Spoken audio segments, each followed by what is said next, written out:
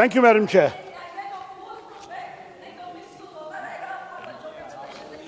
Thank you, Madam Chair. I rise to speak on this bill at this late hour because the integrity of our public examinations is ultimately about something much larger than the exams themselves.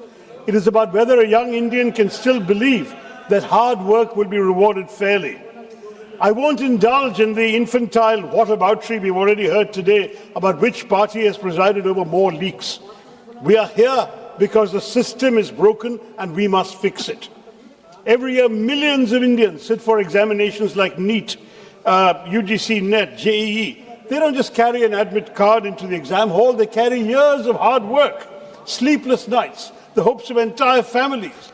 Behind them are parents who exhaust their savings on coaching and books, mothers and fathers who actually put their own needs aside so their child can have one more chance, and students who leave the comfort of their homes, often at a very young age, to spend years in unfamiliar cities chasing a single opportunity. For many families, that one examination becomes a locus around which everything resolves: their savings, their sacrifices, their anxieties, their dreams for a better future. All these students asking the government are, give us a fair chance and let our performance decide the rest. When a question paper is leaked, therefore, what is stolen is the value of somebody's hard work. Your bill introduces all sorts of punishments, 10 years imprisonment, 10 crore fines. Fine, but if somebody makes a business out of selling the futures of our children, yes, the law must come down heavily on them. But punishment begins after the damage has already been done. By the time we arrest a person who leaked a NEET paper, lakhs of students have already suffered. Our ambition cannot be merely to publish a paper leak more severely. Our ambition must be to prevent it from happening, Madam Chair. Every paper leak is not an isolated scandal. It exposes a deeper structural weakness in our examination system. If Parliament is serious about safeguarding the integrity of public examinations, our focus must not be, as this bill is, on punishing failure, but on preventing it.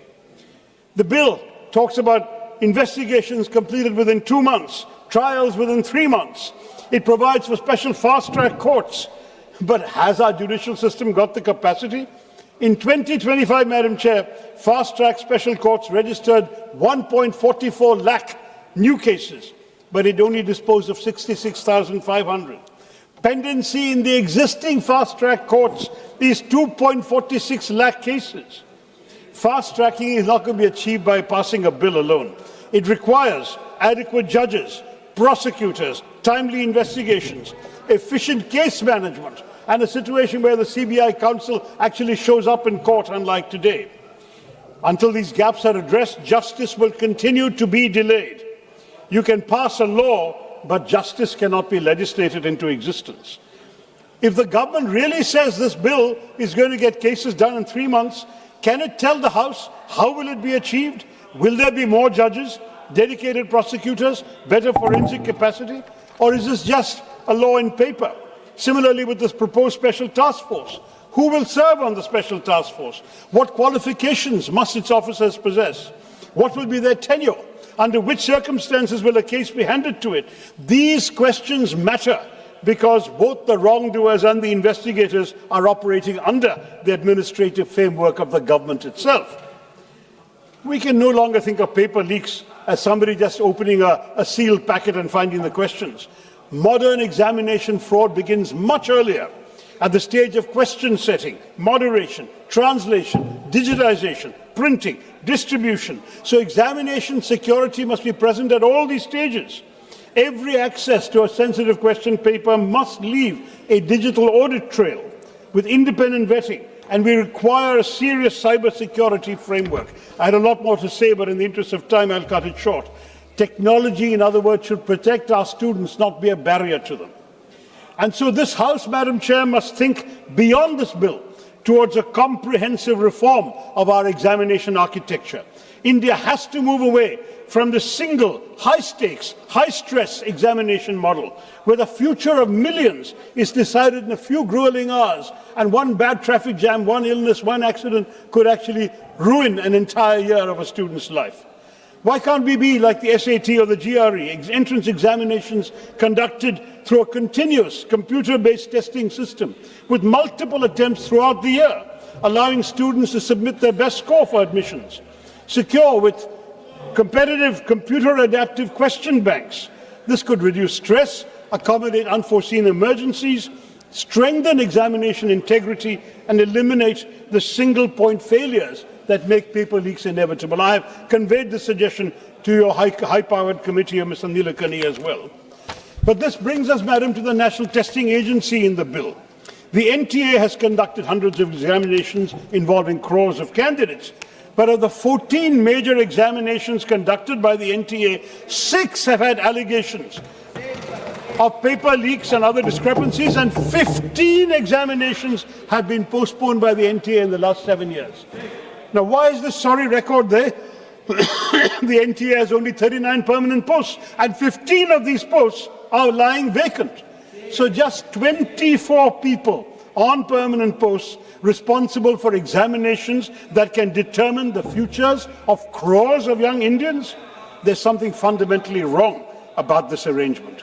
An organization carrying permanent responsibility cannot depend on temporary capacity. You need accountability, but you also need action. The NTA needs strong, permanent, professional cadres, specialists in various fields, from exam administration to psychometrics, logistics, data protection, cyber security, fraud detection. It needs an internal security architecture, and let me say, when something goes wrong, somebody must be held responsible. There must be accountability. There must be action. After the failures of 2024, why again in 2026? Accountability must be real. But why, Madam Chairman, have these examinations acquired such extraordinary power over the lives of young Indians? In NEET 2026, more than 22 lakh candidates appeared in an exam for 1.4 lakh medical cases, ma'am. Think of what that means for an 18-year-old. We've created a system in which so many people are competing for so few opportunities. And the result is coaching centers, a black market for unfair advantage. That's why these leaks are happening. And that's why the student suicides have increased from 8,000 in 2014 to 14,600 today. Madam, I would love to speak more emotionally, but give me 2 minutes for one more point. It is extremely important to understand that these are not just numbers. That was somebody's child. That was somebody's books lying on a table. Somebody who came to believe that missing this exam meant failing in life. What do we tell their parents? What do we tell our fellow citizens? We need, ma'am, more quality institutions, more seats, more pathways to professional education in which one examination does not become a referendum on a young person's life. The student's responsibility is to prepare. Our responsibility is to make sure that preparation matters. At its heart, ma'am, the debate is not about paper leaks. It's about the credibility of our system itself. We must have a comprehensive transformation. This bill will pass, but it's not enough. That's the message I want to give the government. Let us dismantle these cheating networks. Ma'am, 1 minute. Let us do something more important. Let us build an examination system in which these crimes become harder to commit in the first place, because the success of this law should not be measured by the number of people we send to prison. It should be measured by the number of paper leaks that never happen again, by the examinations that take place on time, results that students can trust, institutions that accept responsibility. More importantly, madam, it should be measured by whether a young Indian can walk into an examination hall believing that one simple thing is true, that no one has bought an advantage they've spent their years working to earn. That faith, madam, is fragile. This House has a duty to protect it. Thank you, Madam Chair.